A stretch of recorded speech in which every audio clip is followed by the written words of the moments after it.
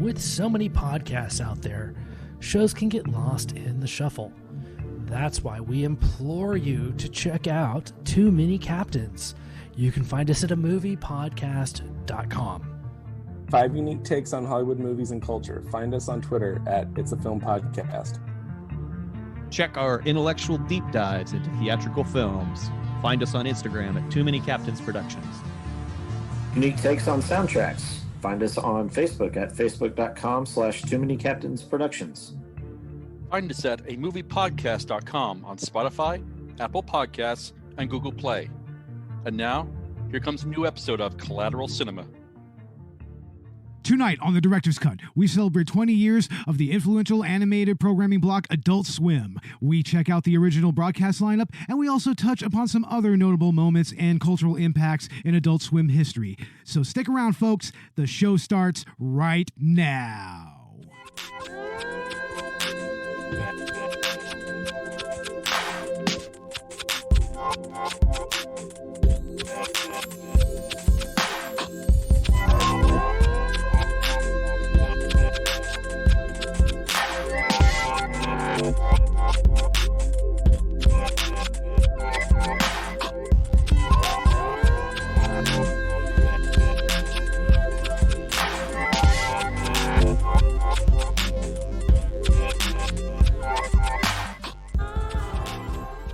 Gentlemen, behold!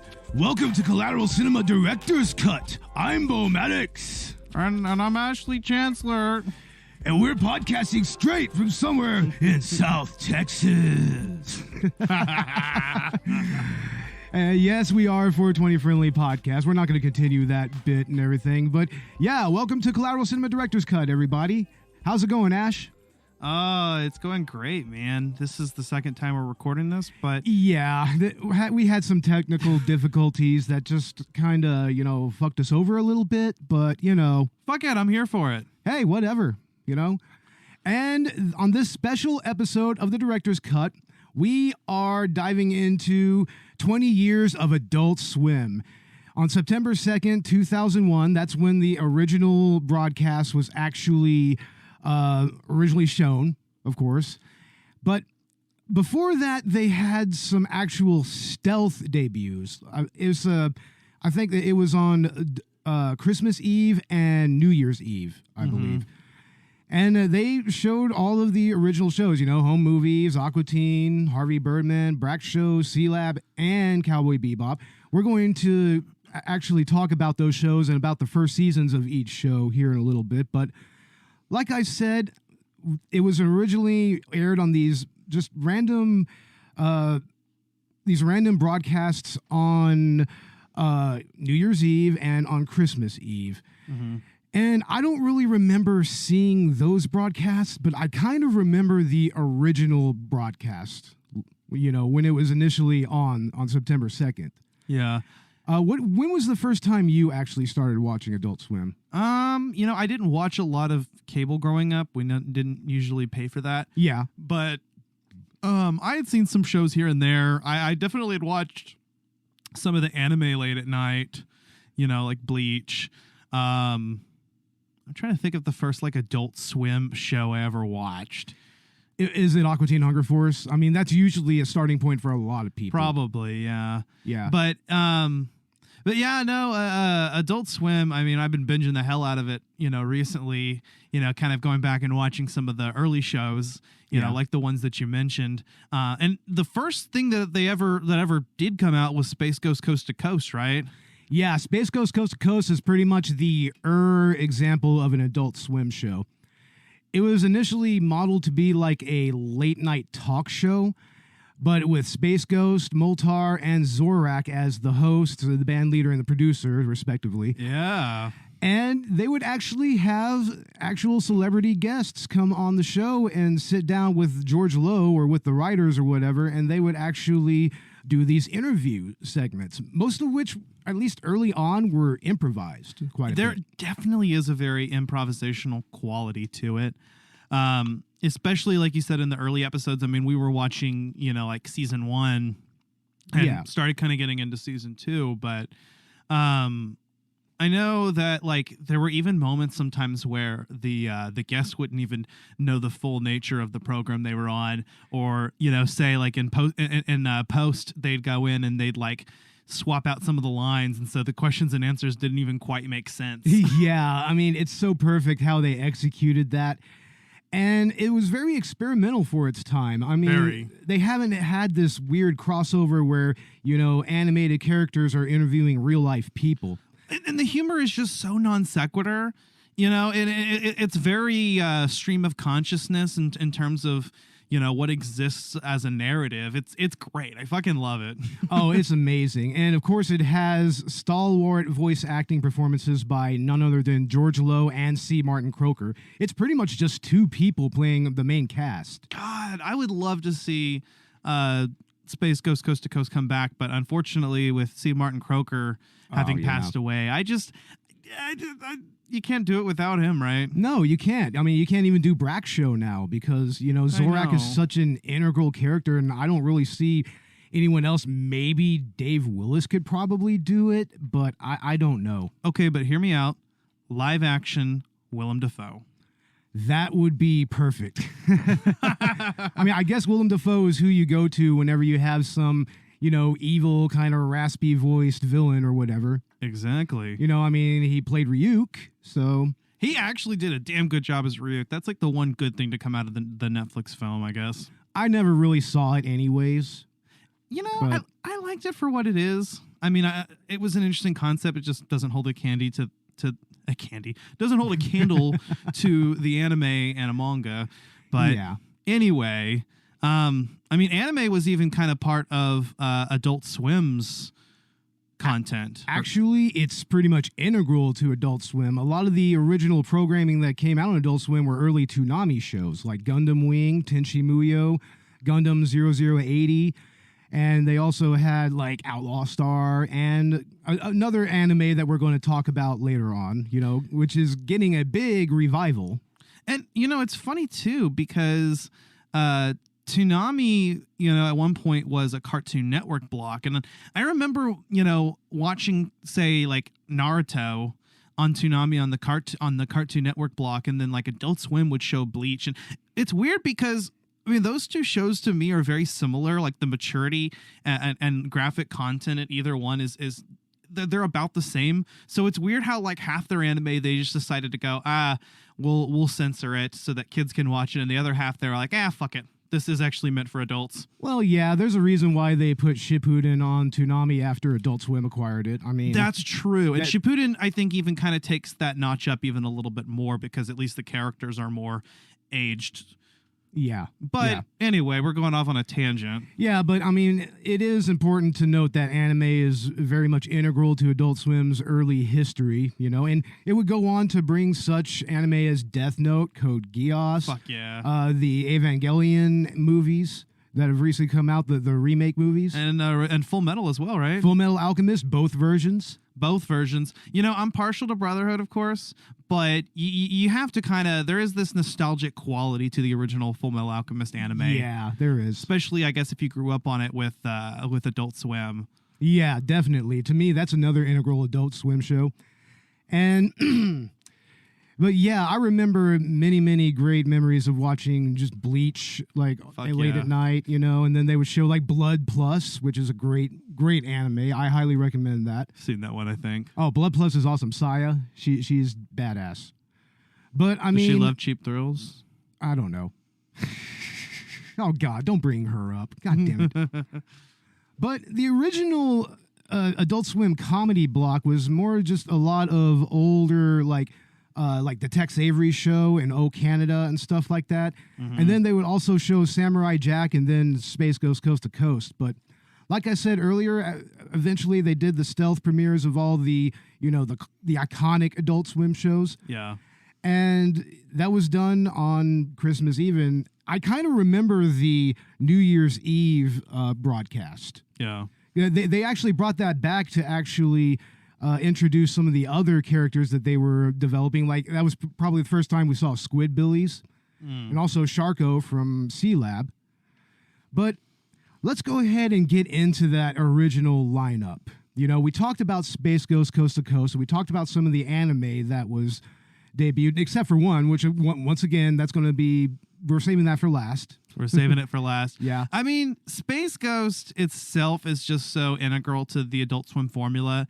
I think the experimental nature of the humor and sometimes improvisational quality to it really set the tone for everything else. In fact, all the other shows ended up, you know, or most of the other ones were spinoffs of Space Ghost Coast to Coast. So yeah, I mean, that's something I was going to remark on. It's like Space Ghost Coast to Coast literally laid the foundation for Adult Swim, like, period. Yeah. Like, everything that it would become is pretty much just laid out in those first 2 or 3 seasons of Space Ghost Coast to Coast. And the one thing it has in common with some of the shows that aren't even necessarily spinoffs, like Sealab 2021, is they would take these older Hanna-Barbera properties, yeah, you know, characters that weren't necessarily as popular as, say, like Scooby-Doo or the Super Friends or the Flintstones or the Jetsons, but who all eventually make an appearance on Adult Swim via a certain show we're going to talk about here in a little bit. They do. But yeah, they would mostly, you know, form these around, I think, some of the more obscure shows, because I don't know if anybody really was aware of like Space Ghost or Birdman as much as... Yeah. But going off of that, the first and most notable show that came from Space Ghost Coast to Coast is, of course, the legendary, the iconic Aqua Teen Hunger Force. Oh, we have it on right now. We have it on right now. We have Volume 3 playing right now. And what else can really be said about this show that hasn't been said? I mean, there's really no continuity to it. I mean, None. It's 100% character driven, which is kind of a motif with Adult Swim shows. Not only do multiple characters die and just never show up again, but they can't even get like any consistency between origin stories or how their superpowers work. Well, it's fucking fantastic.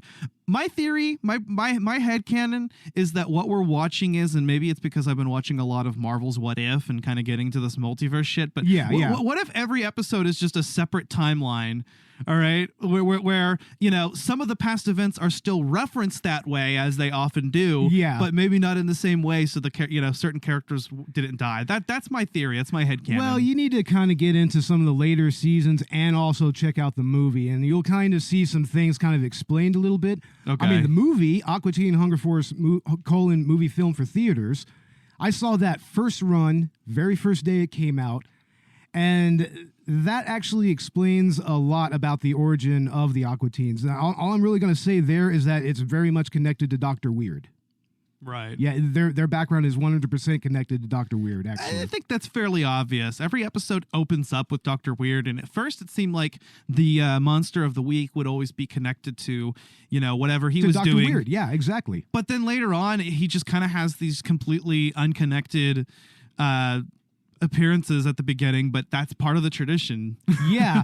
Every now and again, he'll bleed over into the Aqua Teen storyline, but it's not really that often, and it doesn't really get explored that much until the movie. So that's funny because I just assumed they were connected, but you're right. Like, they don't really connect. When you're just watching the show, it just seems like two completely unrelated segments, except for the fact that a lot of, you know, like I said, the monsters of the week tend to come from whatever Dr. Weird's doing. That. Yeah. And for a while, they stopped showing Dr. Weird, and they started showing this is where there was some continuity, this broken up pilot of a show they had called Space Kataz, and that was the Plutonians, Oglethorpe and Emery, versus the Moonanites, Ignignot and Oh, fuck yeah. And it is some of the funniest shit ever, man. Like, you'll love this fucking little series, and you kind of wish that they made it into a show. It would have actually been perfect. And I think that you can watch the whole thing on like the 4th volume of the DVD releases. Oh, fuck yeah. We will kick your asses. And before we move on, we also need to note on the episode of Space Ghost Coast to Coast that actually brought us Aqua Teen Hunger Force. It's called Baffler Meal. And it's an interesting mix of live action and music, like raucous rock music, and the Aqua Teens. And they're pretty much completely different characters except for maybe Meatwad. Meatwad is pretty much the only one that actually kind of transfers over to the original show. Yeah, that's drawn the same and even acts the same and has the same voice and everything. Yeah, Shake actually has a Nick Knox voice, kind of. That's funny. And Frylock just has a very high pitched voice. Yeah, I remember watching it and I was like, what the fuck? Those aren't the Aqua teens. What? I was like, they're very, very different. That's them. Yeah. But it's funny because even the personalities of some of the characters were a little bit different throughout some of the early episodes, except for, of course, Meatwad. Meatwad's always been the same. Yeah, pretty much. And if you get into the later seasons, you'll see, like Shake will get even more sociopathic, and even Frylock starts kind of losing it here and there. So that's amazing. Yeah. But moving on, the next show that was directly spun off of Space Ghost was the Brak Show. And originally the Brak Show started as more of a Cartoon Network show. So the first season has a very different tone from the second season. The first season is a lot more childish. It's very, very silly, but in the second season, which is what I showed you, they have that silliness, but it gets darker and darker and darker.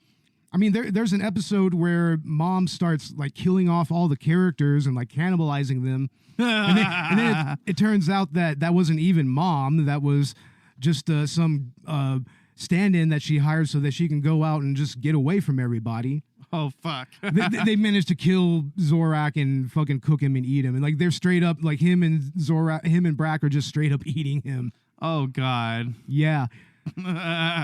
But what's notable about this show is, of course, this is C. Martin Croker and Andy Merrill interacting with each other. Yeah. And if you know Space Ghost, they were, of course, originally villains on the show, and also they were co-hosts. It's the one that's most truly a spinoff of Space Ghost Coast to Coast, and even seems to take place in the same continuity. It is the same continuity in the same universe, actually. Yeah. Space Ghost actually shows up in an episode, and he references the talk show, and he references Brak and Zorak being co-hosts of that talk show, and, of course, Mom and Dad, who we're going to get into Dad here in a little bit, like, they have no idea what the fuck he's talking about. So that's awesome. Yeah. I think that might even be the very last episode. No kidding. Yeah, but they had all kinds of interesting episodes. They had an episode where they were tapped by a Japanese conglomerate to make an advertisement, and it goes pretty much the way that you would think. It's totally weebed out. That's awesome. and fucking Thundercleese. Thundercleese is great. He's voiced by Kerry Means, who is also the voice of Frylock. And he is just so matter-of-fact about everything. He's a robot, so he's just straight and to the point. He's just like, you have less than 5 seconds to live. I wonder, how will you spend them? I mean, out of all of the shows, Brak Show is probably my least favorite, but that doesn't take away from it at all. But the shining character with the Brak Show is, of course, Dad, voiced by George Lowe.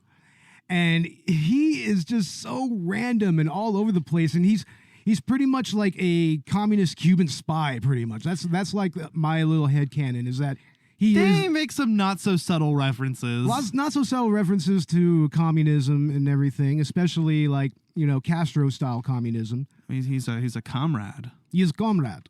He's comrade. No, he is straight comrade. He come to help us all. But yeah, he is the breakout character there.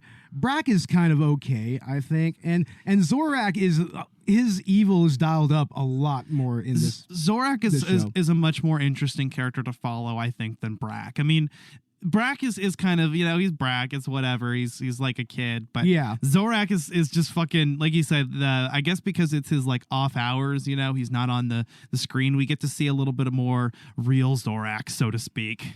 Yeah.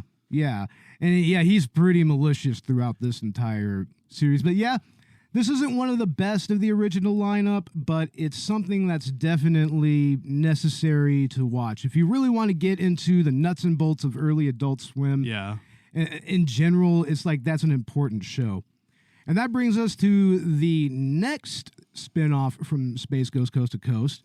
And that's, of course, Harvey Birdman, attorney at law. That now, one you is really like this show, actually. This one is probably my favorite out of the bunch, which is funny because I think the other one that I really enjoyed binging was Home Movies. Yeah. But this one just really caught my eye.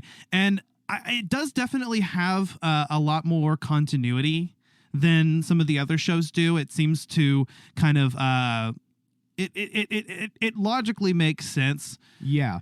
And I just love the setting of like taking these superheroes and supervillains and they're sort of retired and they're washed out and they're in the courtroom together as attorney and prosecutor. Like, yeah, and the villains are all the prosecutors and everything, and the heroes are all the defense attorneys. Yes, it's fucking great. I love it.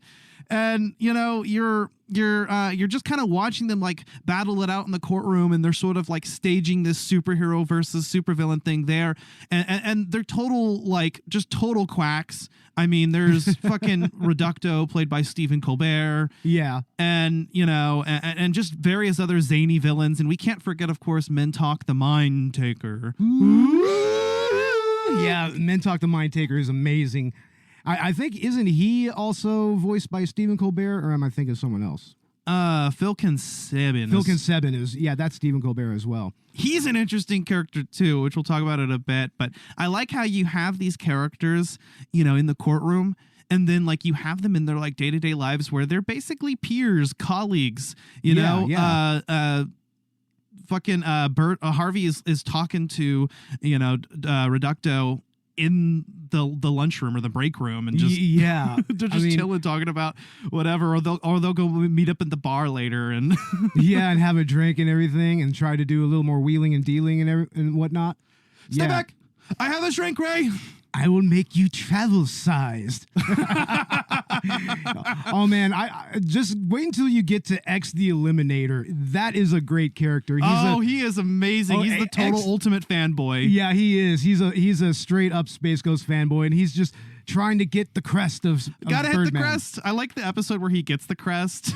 Yeah, but he doesn't know what to do with it. He doesn't like he loses his purpose. His life is completely better. He's doing good and shit. And then he's like, I don't know what else to do. Yeah, right. And just Harvey is great. I mean, in the early episodes, I think he was definitely portrayed a lot more competently. And then over time, he's just sort of lampooned. And it doesn't seem like he wins nearly any of his cases. Like none of them, honestly. Well, the early episodes, actually, he did keep winning. Like it was like the first 5 episodes or so. But he gets less and less competent as the series goes on. And I like how in season 1, they end off with Harvey straight up spending 5 years in jail just out of this fucking prank that they pulled on him. Just so they can have a surprise 40th birthday party for him.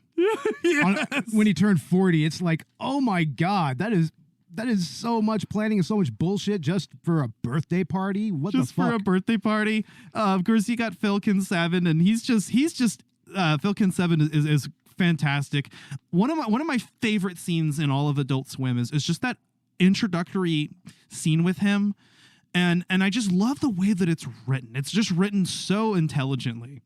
Yeah, because like at first you're like, what's going on? And then you get it and you're like, oh, that's really funny. And then they take that gag and they keep using it. And that's that initial scene where, well, do you want to go into it? Yeah, it's the scene where Harvey is first summoned to his office. And then he comes up to Phil's desk and Phil is like, stand over here. Sit over here or stand over here. And he goes to sit there like, no, not there. Yeah. And then eventually Birdman's just like, okay, I'll just go sit on the table then. And then Phil Consebin just starts talking to him.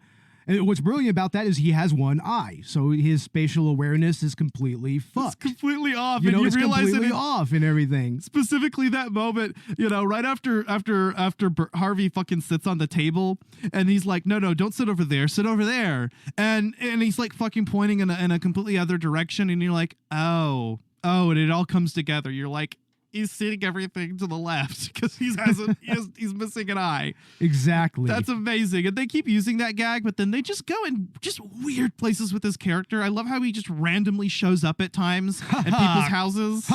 Cookies on dowels. Yes. Like, what the fuck is going on? Dangly parts. And then, later on we get, of course, Bird Girl, and she is adorable. I fucking love her. She is so sweet, and she got her own spin-off recently, and I think that's great. She was a great character, and she added a lot to the later seasons. Oh, I love her. And especially being the whole thing with her being Phil's daughter, but also being Bird Girl. Yes. And he's all trying to He's trying to hit on her as Bird Girl because he doesn't realize. And I love how they'll show shots like of her like next to each other at the exact same pose. Yeah, and he's just like, no, totally not like my daughter at all. Doesn't remind me not one of my daughter. It's so ridiculous. But fucking Potamus. Yeah, Harry Hippopotamus is fucking amazing. He's like, did you get that thing I sent you? Did you get that? And he's always that one episode where he's Harvey's defense attorney, and he's like, ladies of the gentlemen of the jury, did you get that thing I sent you?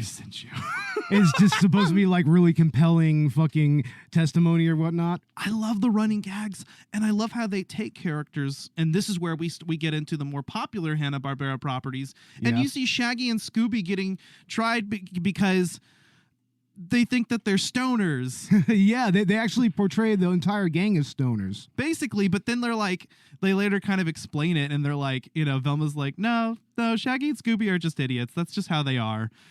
Yeah, it's kind of hilarious just to hear Fred and Daphne just talking shit about them like that. Just like, no, they're just idiots. I mean, this is just how they are.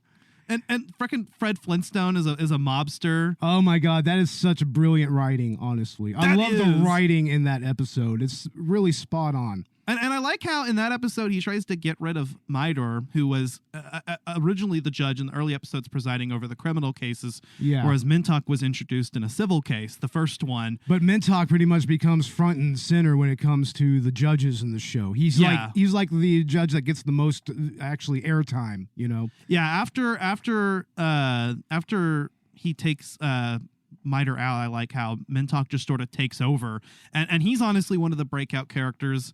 As we mentioned before. Yeah. And then and then the episode where there's the Flintstones and they're like, we come from the year of the future 2002, and then Harvey just looks over at his calendar and it says 2004 and just kind of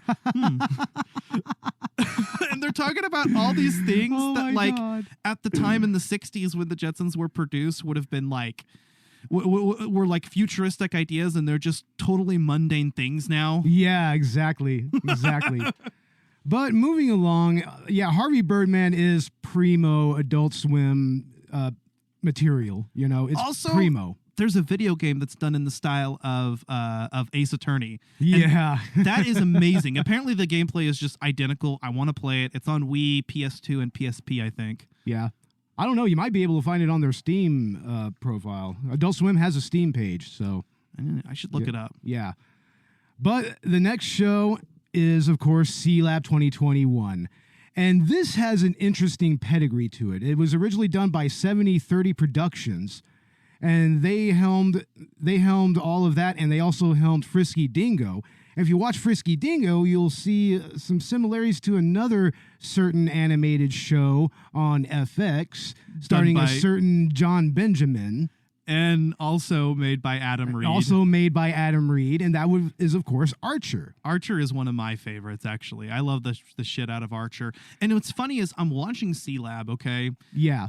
And I'm noticing that the animation and the general style of humor is just reminding me so much of Archer. It's pretty much the groundwork for Archer, right? And then there. I realized that it was the same creator. But the link between that is, of course, Frisky Dingo. You have to have Frisky Dingo to kind of have Archer. Okay. Because in a way, I think Archer was supposed to be kind of a spin-off from, or it was going to be introduced into Frisky Dingo, but that never really happened. I like the at least I heard somewhere. I don't know if that's accurate, but I mean, that's just what I heard. I like the one episode of Archer that's a Bob's Burgers crossover. Oh yeah, that's funny. I like that as well. so that also means that Bob's Burgers is also part of Sealab's canon.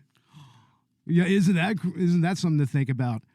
I love the whole premise behind Sealab. I mean, again, it's taking an older show, which was Sealab 2020, and they reboot it as an adult animated show, just like they did with Space Ghost Coast to Coast, just like they did with Harvey Birdman.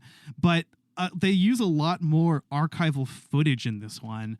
At least early on in the first season. Once you get to the second season, they start using just the superimposed cutouts, and they start using kind of the flash animation a little bit. And you'll see some of the footage show up, but they did also do a full episode, which was an original episode of Sealab 2020, and it was just redubbed with the current vocal cast, like That's with Eric awesome. Estrada and whatnot. But yeah, Sealab is... But at the end, it does go to shit, right? It does go to shit. It always goes to shit. Yeah, if Sealab blows up. Always has to blow up. It has to blow up. That's like canon, as far as I'm concerned. Yeah, every episode, Sealab blows up. Everybody on board is totally incompetent, except maybe Dr. Quinn. And Dr. Quinn sometimes has his moments where he's just like... I mean, he lets his... He lets his mind go into his dick, and that usually kind of fucks everybody over. Yeah. It happens a little bit in some of the later seasons, so... It's interesting, too, when we were watching the DVD, and I think the DVD had them in production order instead of their actual released order. Yeah, because the original release was the FCC episode. The pirate radio. Pirate radio one, yeah.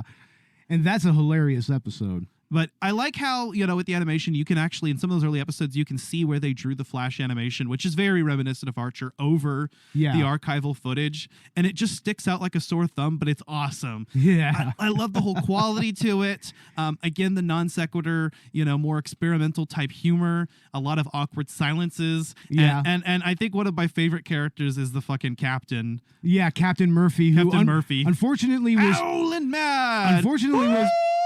Unfortunately was replaced because the voice actor that did him passed away during production. So, yeah, he's in the show up to about halfway through season 3. So, and then he's replaced by another captain by the name of Tex. He's like this football coach type character, Texas football coach. Okay. So, yeah, it kind of goes a completely different way after that. It's pretty much a different show. But, yeah, Sealab is important to Adult Swim. It has the pedigree going all the way up to Archer and everything. And seriously, if you're into Archer, you need to check out Sealab. I mean, you will see the beginnings of that show. You really will. It's great.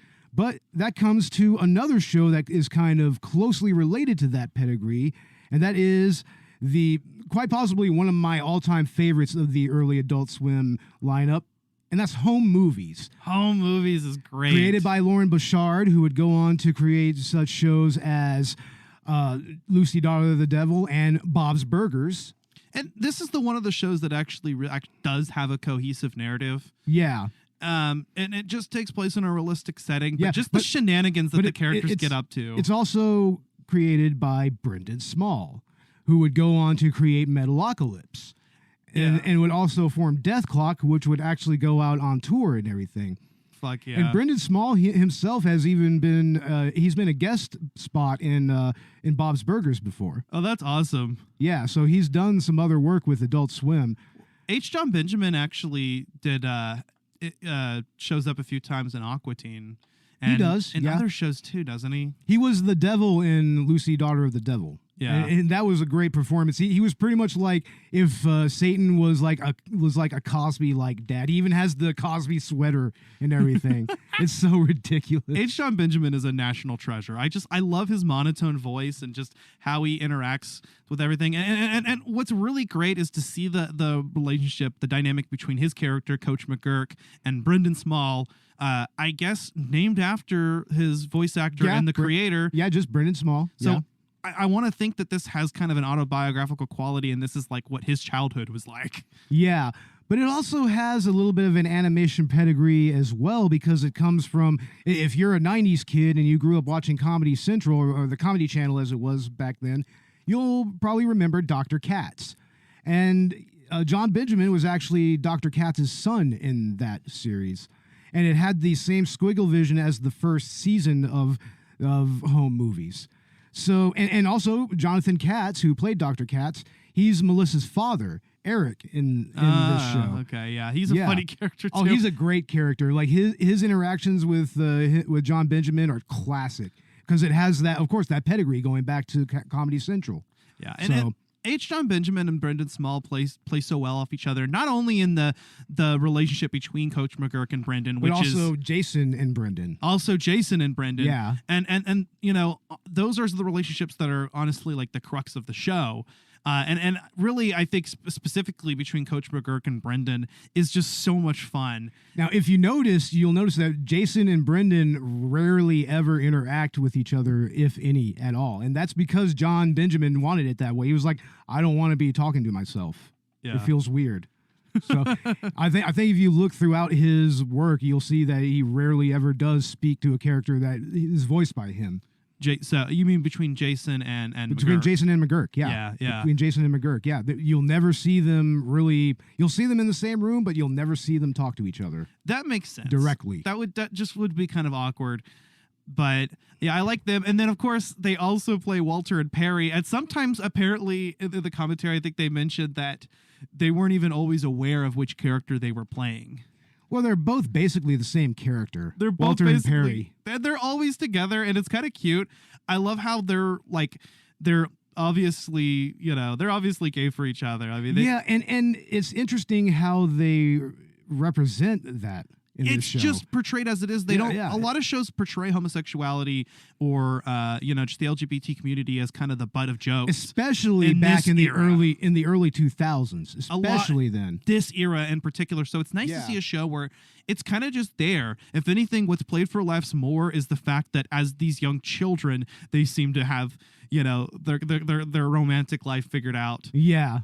I mean, I think that's really more of the joke with those two, but they're just great. They're like, I want to live in a house together with you. Oh, Perry. and it's just great to think Perry, come dance with me. That they probably swapped roles all the time. No, yeah, they did. They pretty much went back and forth. That's awesome. But yeah, Home Movies is an important show to Adult Swim. Watch the first season especially. There's lots of great music, done by Brendan Small. And there's like some great performances, and even some performances by people like Paula Poundstone. And I think also a lot of the Bob's Burgers cast shows up there. Yeah, but Paula Poundstone was replaced by Janine Dutillo. Janine Dutillo, she played Jean in Daria. Yeah. But we're going to go ahead and move on to the last show. Paula Rule 34. Oh, my God. Jesus Christ. The final show, the big one that we were saving, is quite possibly one of Adult Swim's most lasting cultural contribution, was bringing this show to Western audiences, and that's Cowboy Bebop. Cowboy Bebop. Very important show to anime. Like, it's the greatest anime ever made. It's perfection to me. I can't find anything really wrong with it. The dub is on point. The characters are fucking perfect. You pretty much know what show you're watching from the minute that the intro plays. You know exactly what you're getting into. I've been watching a lot of Cowboy Bebop lately for a very particular reason. Yeah. But I like how, like you said, it's right on point. I can't find anything wrong with this anime. If there is such a thing as a perfect anime, it's Cowboy Bebop. And you're saying this not even having seen the entire 25 episodes. No, just seeing, the first few episodes. And I'm in love with it already. It's right up there for me at a slightly higher quality than even Full Metal Alchemist. It is. It's better than Full Metal Alchemist. It's leagues ahead, and it holds up so well. And I'm saying that, with the manga storyline / the Brotherhood storyline. But I mean, my favorite is always going to be Naruto. Yeah, of course. But I can admit that there are some anime that have a better cinematic quality to them. And right there at the top for me is Cowboy Bebop. The characters are just written fantastically. I love how the very first episode, the pilot, is even directed, and it just completely sets the tone for the series throughout. Yeah, and I want to remark on the setting of the show. The setting is in 2077, which is not that far away from us right now. We're closer to that than we are to like the 90s by this point. Well, hey, we're in the year of Sealab. Yes, we are in the year of Sealab, 2021. This is the year of Sealab, guys. But the way that interstellar travel and just life on all these other different asteroid colonies and whatnot, and all these other different planets, it's so fascinating because it feels so real. Like this is very much feels like how it might be later on if human beings make it to interstellar travel. And with us, not having fully colonized the universe, but or the galaxy, but just fucking like getting out there, it definitely has that Wild West feel because you live in an area with no rules or whatever, which is interesting compared to, for instance, Star Trek, which already has like a galactic federation set up, and here there's not anything of that, and this is probably maybe even a little bit more realistic, I might say. Yeah, there's not really like a galactic federation of any kind that's unifying anything. I mean, every space and every place that they go to, it inhabits its own little region. It has its own politics. It has its own, government and whatnot. Yeah, and when we reach out, I think that's how it's going to be. If we ever do. Yeah, and I love that Cowboy Bebop just has it is a space western in the truest sense of the term. I mean, you've got Star Wars, which is considered like the classic example of space western, but this is actually, with it being a western, you've got cowboys and outlaws. Yeah, straight up. There's even an episode where Spike pretty much meets his character taken to his logical conclusion. It's literally a dude that's exactly like him, fights like him, shoots like him, but he's dressed like a cowboy. Awesome. And he's riding a horse. He even rides horses into buildings and shit. That's amazing. It's the episode where the teddy bear bomber makes his presence. Yeah. Who is going to be it's confirmed to be in the live action show that's coming out. But yeah, Netflix is making a live action version of this. It has John Cho as Spike. Fuck yeah. Which is perfect. I mean, you had a Japanese anime have a white person as its main protagonist, and now on the flip side, you have this American live action show, and they have an Asian man as the main character now. So it's kind of like a little bit of a inverse there. It really is. I love that. Yeah. That Netflix show really seems to be coming together. I'm really. I watched that. I watched that new version of the intro, and oh my lord, I was hyped. It was like Matt Perot. It's like Twinkle Toes Murdoch. It's like, oh, the teddy bear bomber, and it's like, oh, that one god character. It's like, oh shit, they're all here. And then Vicious. It's like, oh, yeah, man. I mean, that just blew me away. Yeah, and I'm so psyched for it. Even better than Death Note. Oh wait, I think it's going to be way better than Death Note. Like, well, okay, I'm not talking about the Netflix series. That's oh, you mean like that like goes without saying. But yeah, you're talking about the anime. Oh, the anime, light years ahead. is even better than which is another anime that I consider to be of a high quality. At least up till L died. At least up until L dies. After that, it does feel a little bit rushed. Yeah, definitely. It never was the same after L died. Yeah, but I mean, Cowboy Bebop. You just can't talk about Adult Swim without Cowboy Bebop. Kind of like how you can't. I mean, Cowboy Bebop is to the anime part of Adult Swim what Family Guy was to the comedy side of Adult Swim, which, by the way, ended its 18-year run on Adult Swim. Think about that. There was only 2 years of Adult Swim that didn't have Family Guy involved with it. That's crazy. That's insane. And that's something that trips me out, dude. Next time I watch Adult Swim, it's going to be so fucking different. Yeah. I mean, I grew up back in the day where it was like Futurama, then Family Guy, and then American Dad, and then they'd show like Aqua Teen, and then they show Sealab and whatnot. Go on and on and on. You know what's interesting? I like how, you said Adult Swim debuted in September 2011, or sorry, 2001. 2001, yeah. 2001.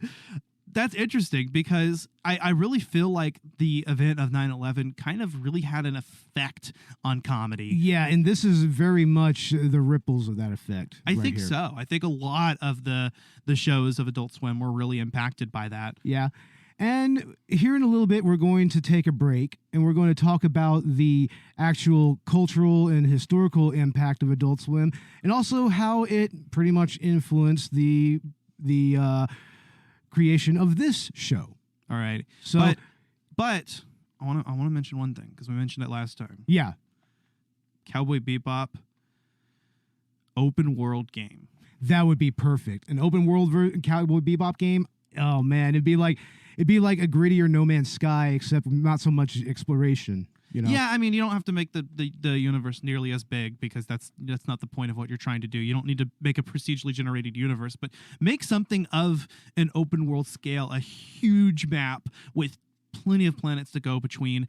Maybe it doesn't even necessarily have to follow the Cowboy Bebop storyline, but just take place in the universe where you have... Maybe you can create your own ship, and put together your own team, create your own team members. Like, that would be awesome. Yeah. You could even do an MMO, to be honest. Yeah. Or, I mean, you could have people be like the space truckers. You can have like people play like have allegiance to different planets and whatnot. That would be interesting. Fuck yeah, that would be very interesting. That would be so interesting. Or if you can't get the licensing rights to do a Cowboy Bebop, then just fucking like do something that's definitely inspired by it and it's obvious. Yeah. But we're going to go ahead and take a break real quick. And when we get back, like I said, we're going to talk about the cultural and historical impact of Adult Swim in the last 20 years. So stick around, folks. We'll be back. All right, attention swimmers, or swimmer. Got some announcements to make here. Sundays at 10, it's all kids out of the pool for Adult Swim. You can't just decide to go swimming whenever you want. That's when there'll be count 'em new shows. New shows, movies. Who went wee-wee in my canteen? Aqua Teen Hunger Force. Look at my freaking car. The Brak Show. You fell. Your father and Race were... Harvey Birdman, attorney at law. Sealab 2021. You broke the monitor, and you're dead. Happy?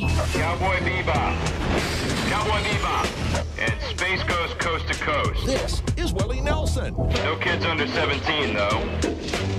So that's new, too. Sunday at 10. Adult Swim. On Cartoon Network. And we are back. And in this segment, we are going to discuss certain events in the history of Adult Swim and the cultural impact that it had. And the first one I want to talk about is, of course, something that's very important to this podcast, of course. Now, back in the day, Adult Swim would do April Fool's Day pranks. Like, there was one time where they showed the entire Aqua Teen Hunger Force movie, but it was just a tiny little screen in the corner, and they just showed the block as normal. Like, they advertised it that they were going to show it, and then that's what they did. There was also an April Fool's Day prank where they showed all of what they had at Perfect Hair Forever, and it was all like vaporwaved out and, you know, all like VHS and everything. But what they did one year is they aired The Room. The Room! On Adult Swim. Tommy Wiseau's The Room. And that was the first time that I had ever actually seen this movie. Oh, what a story, Beau. Yeah, indeed. What a story. And it was censored, of course. I mean, they had big old black bars over everything. And no, they did not show ass to sell movie, Greg. Damn it. They did not show ass to sell movie. Adult Swim, you dropped the ball then. You should have shown ass to sell movie. God damn it. But that was your introduction to The Room, right? Yeah, that was my introduction to The Room and Tommy Wiseau, because after that, they aired an episode of Tim and Eric Awesome Show, which we'll talk about here in a second. And they had Tommy Wiseau direct an episode of it and actually act on it, and it is classic. It's actually pretty great. I like that episode. It's amazing. I mean, it's just like, oink, oink, oink, oink, oink. I'm the pig man. Oink, oink, oink, oink. Oh man, he's so amazing. And I mean, that's pretty much what led me to start this podcast, you know, initially. It was because I really, not only did I want to talk about movies in general, I wanted to talk about The Room. That's why we did it that first season. Very central to us here at the podcast. I mean, with Tommy Wiseau being the patron saint of the podcast. Him and Sestero, they're both the patron saints, let's be fair. Yeah. So, I mean, anybody that listens to us regularly knows that we love to reference The Room. It's very near and dear to our hearts, and so we kind of owe it to Adult Swim. Yeah, I mean, Adult Swim is pretty much responsible for this podcast being a thing. I think that they're kind of responsible for The Room becoming like a cult classic. Yeah, I mean, it was already kind of picking up steam in the midnight movie thing, and also he was starting to tour with the movie, but yeah, Adult Swim is pretty much the breakthrough for The Room. Yeah. I mean, it's very important, and I'm kind of surprised that they didn't really touch upon that in The Disaster Artist. That would have been like a perfect little segue, you know, like maybe Maybe have somebody play like Mike Lazo and Keith Crawford, maybe, that would have been interesting.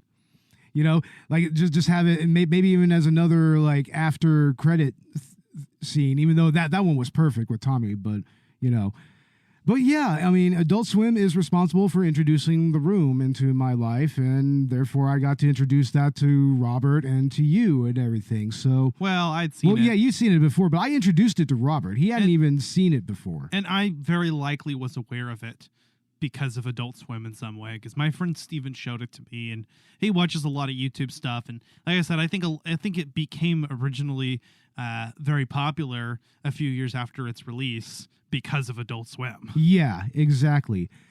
And another show that had a real resurgence due to Adult Swim, and we referenced it earlier, it's Family Guy.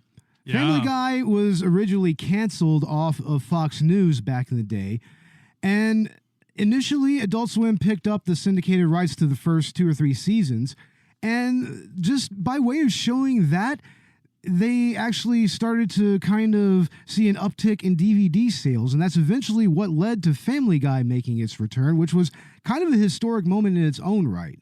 Yeah. And ever since then, it had been a fixture on Adult Swim. Like, honestly, I don't think I like ever really watched any new episodes of it on Fox. I always just waited to watch new episodes on Adult Swim.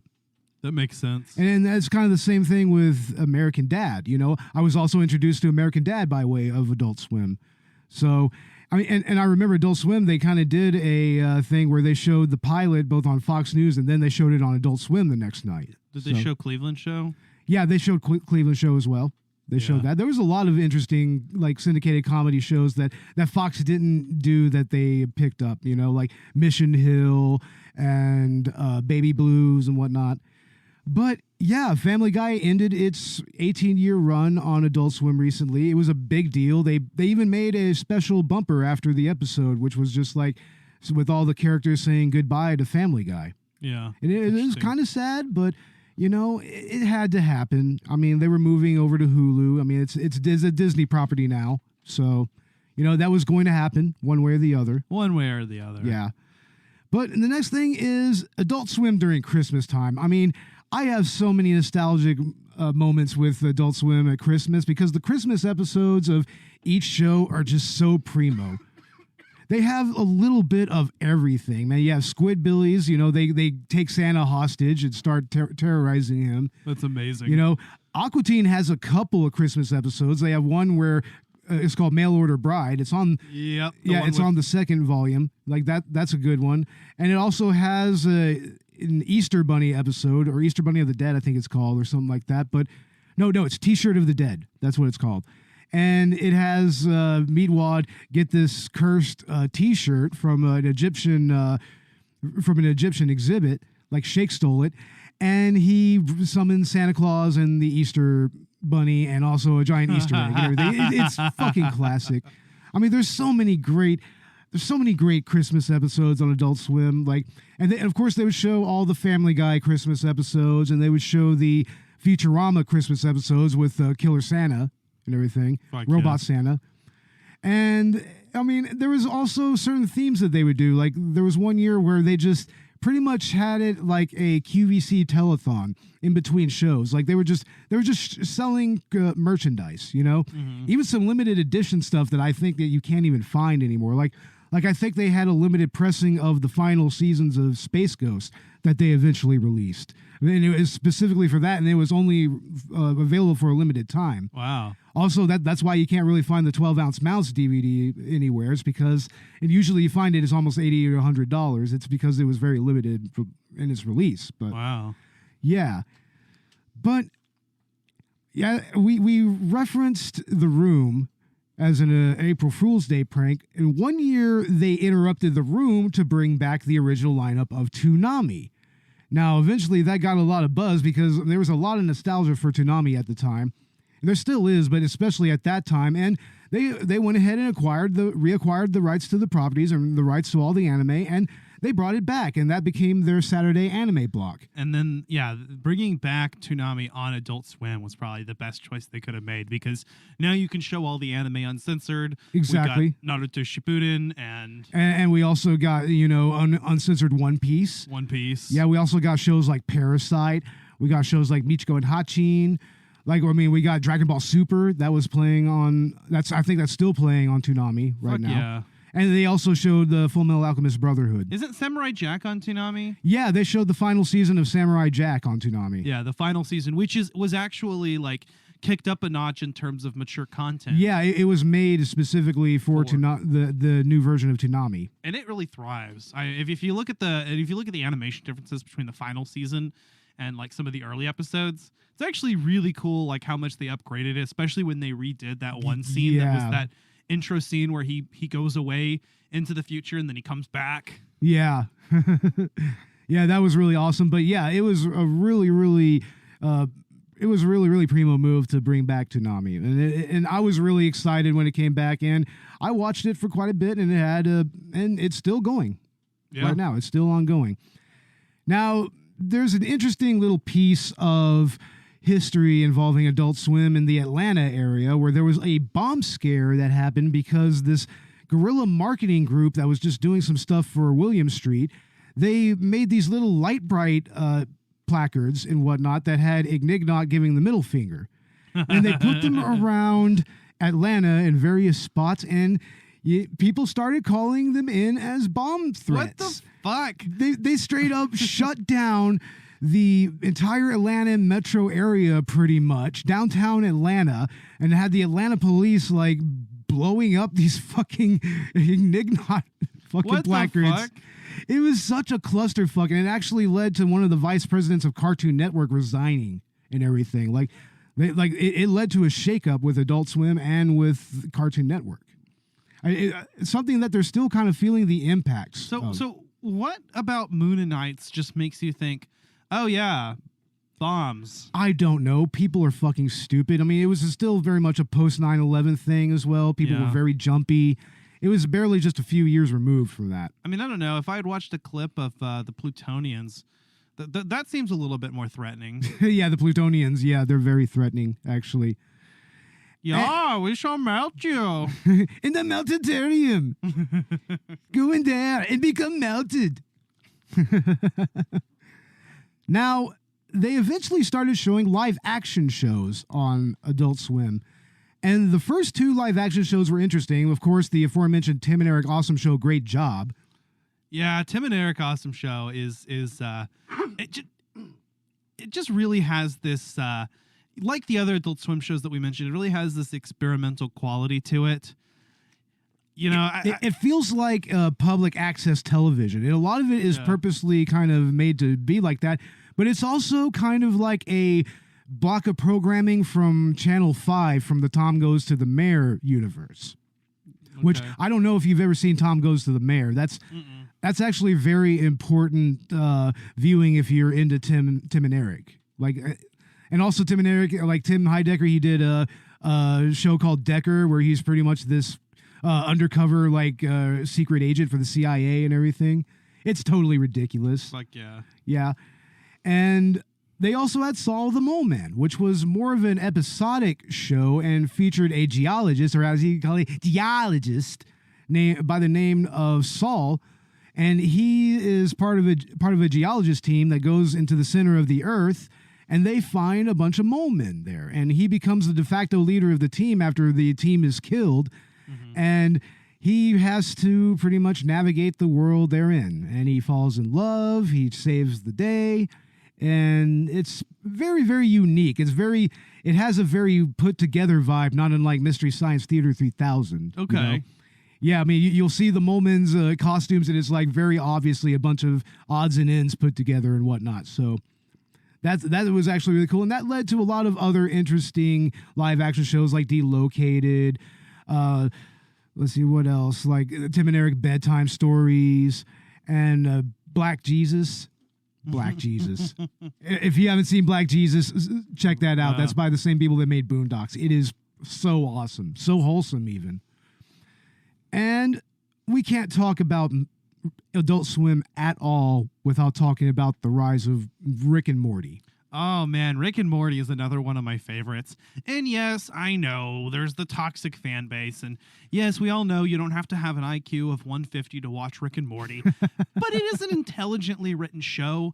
I like how it regularly subverts narrative and expectations. They try out different styles, especially in, you know, the last couple of seasons, like the Vat of Acid episode. Yeah.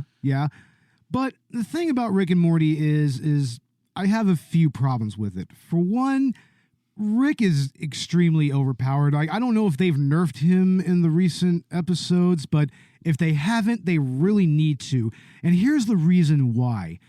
I feel that in the beginning of season 3, they kind of, you know, dropped the ball in a narrative sense, because they had Rick in prison, right? They had him turn himself in. It was a very emotional scene and whatnot at the end of the second season. And then at the beginning of the season, he's in prison. They're trying to get information out of, and it sets some stories in motion for later episodes. But he ends up taking out both the Galactic Federation, which had taken over Earth by that point, and the Council of Ricks all at once. And the Citadel, yeah. And I guess the setup is all right, but isn't this something that they should have saved maybe for the end of season 4 or like the end of season 5 maybe? I feel like they should have really built up to that a little more. At the same time, with the elimination of the Citadel of Ricks in its current form and the Galactic Federation, they're able to kind of focus more on episodes that were character arcs and more standalone episodes, so to speak, in the, you know, latter couple seasons. And let's not forget that one of the best episodes in the series actually came after, you know, the destruction of the Council of Rex and the Tales from the Citadel episode. Oh, that is actually an interesting episode that goes into many, many different angles as to what happened with the Citadel. And it even has just kind of a look into the internal politics of everything. And, you know, like, it even has its own form of capitalism. I mean, you would think that Ricks would be smart enough not to devolve into that shit, but then again, they made a Council of Ricks in the first fucking place, so... Man, same story. Same story. Morty's killing Mortys. Morty's killing Mortys. But yeah, I mean, needless to say, Rick and Morty has also kind of changed the game when it comes to animation and everything, and it is the best of adult animation. I have my problems with it, but it's not enough to make me turn my back on it. And I love Rick and Morty. It's very important in the current pop cultural landscape. It really is, and like I said, I mean, I think that a lot of the situations, and especially the writing of the show, you know, it does it is intelligent, and I do appreciate that, and I love the science fiction setting. Rick is not someone to be idolized. If you idolized him, you missed the point. No, not at all. Not at all. But he is a lovable character, and I like how even the last season kind of plays off of the toxic relationship between him and Morty, and, you know, the fact that in a lot of ways they enable each other. Oh, so, definitely. Yeah, I've at least seen as much. I've seen a couple of episodes from the recent season, and also Christopher Lloyd as Rick. It was fucking amazing. Fuck yeah, man. That was a great idea. And one of the kids from, was it Stranger Things or from It Chapter 2 or whatever. Like, who was it? I can't remember. Who played Morty in that? But yeah, Christopher Lloyd as Rick is just perfect. I'm so glad that we were able to get that, even just for a little bit. That makes sense, because Rick and Morty originally started out as a parody called Doc and Marty. Yeah. So it kind of comes full circle there, even if Christopher Lloyd is a little bit older than we probably would expect Rick to be. Yeah. But finally, I want to talk about the debut of Metalocalypse and Death Clock, and also the Adult Swim music program. I mean, Adult Swim has long had a history of pushing music and musical artists, like, for at least the last 15 years. And one of the things that they did is they had this show called Metalocalypse, which was about one of the preeminent death metal bands of all time, Death Clock. At least in that universe, it's like the entire universe just surrounds Death Clock. Even the world economy is dependent upon Death Clock making records and everything. But it's a great show. was canceled unfairly, I feel, but it's getting a movie sooner or later that's going to be on Adult Swim. And it kind of led to Brendan Small actually making a band and calling it Death Clock and going out on tour. And they released an album that is the best-selling death metal album of all time. Wow. Yeah, it's best-selling of all time. I mean, I don't think it's been surpassed since then.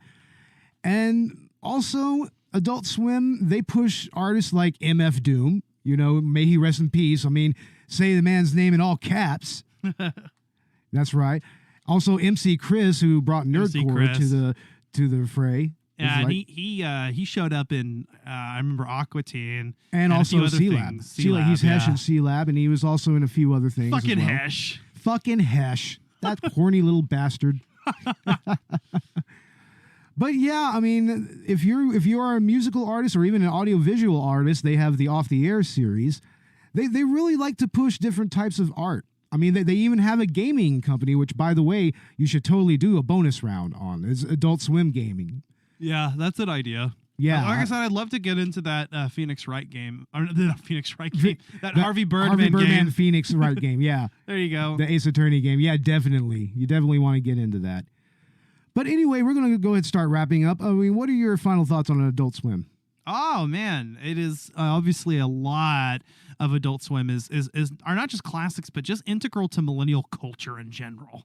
Yeah, definitely. I mean, it pretty much influenced a lot of my humor. It influenced memes, if you really think about it. Like the style of memes that are most common with millennials and even the Zoomer crowd, you know, is you know, with the just completely absurdist type humor. And yeah, it does kind of have that little absurd quality to it. I agree. Yeah. And I just feel like it really set the landscape for comedy, for animation, and just for pop culture and nerd culture in general. And also a nihilistic quality. A very nihilistic. It's nihilism like incarnate. Yeah, exactly. Like straight up. I mean, that's kind of why, you know, Rick Sanchez is kind of a logical conclusion there. To that. And it's kind of only logical that Rick and Morty would be like the advent of the new era of Adult Swim. That makes a lot of sense, and actually. Adult Swim is still going strong to this day. I mean, I don't watch it nearly as much, but I mean, it's still there. It still has an impact, and it still has influence on people's lives. So, like, I'm glad that Adult Swim is out there. It provided almost like a counterculture for nerds and hipsters and whatnot. So, I mean, it's important. And definitely. I mean, it's okay even if you're older than 18 to 34 to still watch it. I mean, it's got good shit. I mean, adult animation in general is not in a great state, but Adult Swim just still continues to be, you know, just at the forefront of it. So, with that said, Ash, what's coming up with Collateral Gaming? Well, we had just recorded our season finale 2-part episode on the Quantic Dream games Heavy Rain and Beyond Two Souls, but not in that order. We are also going to be getting into Collateral Gaming Season 4 here very soon, starting in October with the release of Metroid Dread, and of course our Halloween special on Outlast. So stay tuned for those. You can find Collateral Gaming wherever you listen to your podcast, wherever you listen to Collateral Cinema, and yeah. And also stay tuned for Season 5 of Collateral Cinema. We are starting off the spooky season with Necromantic, the Jörg Buttgereit classic. If you're into that sort of thing, you're definitely going to want to listen to that. And we're going to be joined by Stu from Stu World Order to talk about Scream on our second episode. And then our first At the Movie episode of the season is going to be Halloween Kills, and we've been waiting a year for that. COVID took that from us last year. It's not going to take that from us this year. And we're probably just going to watch it on Peacock, honestly. We're just probably going to do that. Yeah, and we are talking about Cowboy Bebop, the movie, by the way. Yeah. That's what I was hinting at earlier, and then I totally forgot about it. Yeah, so that was another reason for us kind of watching some Cowboy Bebop and being able to talk about it. So yeah. that's coming sometime later next season. And honestly, we might do a Collateral Cinema Director's Cut on that month whenever we do that episode where we review the original series. That's a good idea. Yeah, the original 25 episode series. So it'll give us another excuse to sit down and watch Cowboy Bebop. So, hell yeah. But you can find Collateral Cinema on Facebook, Instagram, and Twitter. Check us out on Patreon. We have full-length feature commentaries on movies. We might have new content coming very soon. We really need to get somebody to actually take over the Patreon and really kind of guide it to where it needs to be. So we're going to be talking about that amongst ourselves very soon. We may have more director's cut episodes focusing on doing commentaries as well. So yes, we're going to have director's cuts with free commentaries. That will be coming very soon. And also find us on Spotify, find us on Apple Podcasts, Google Podcasts, YouTube, iHeartRadio, and wherever else you get your podcasts. And with that said, I'm Beau Maddox. And I'm Smashley Pantler. And this was Collateral Cinema Director's Cut. And Skull.